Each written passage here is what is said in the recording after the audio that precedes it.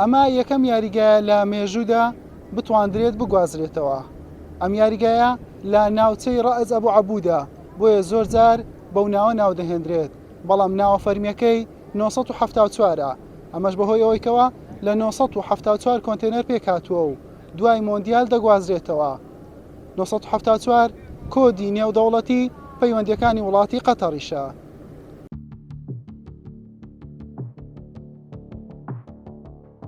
یاریگای 974 بە میوانداری یاریەکانی جامی عەرەب لە ساڵی ڕابردوو کرایەوە و ئەم ساڵی 6 یاری لە قۆناغی کۆمەڵەکانی جامی جیهانی 2022 کەوا هەڵبژاردە گەورەکانی وەک پورتوگال و فەڕەنسا و برازیل و ئەرژەنتین میوانداری کردووە.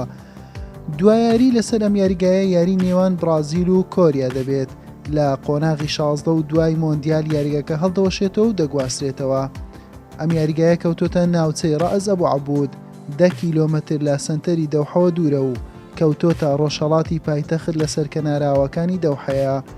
یاریگاکە شوێنی 44,000 هاندەر و 89 کەسی تێدا دەبێتەوە تاکە یاریگای مۆندیالی قەتەر بوو سیستەمی فێنکەرەوەی تێدا نەبوو. بنیادنانی یاریگاکە لە ساڵی 2015 دەستی پێکرد و ماوەی 6 ساڵی خایاند تاوەکو بە تەواوی ئامادە بوو. چەند بیرۆکەیەک هاتۆتە پێش بۆ قەتەر.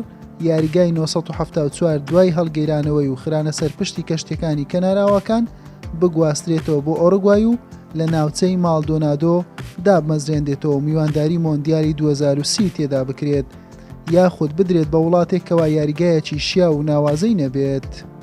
حوسێن محەممەد، کەناڵی ئاسمانی پەیام، دەوحەی پایتەختی قەتەر.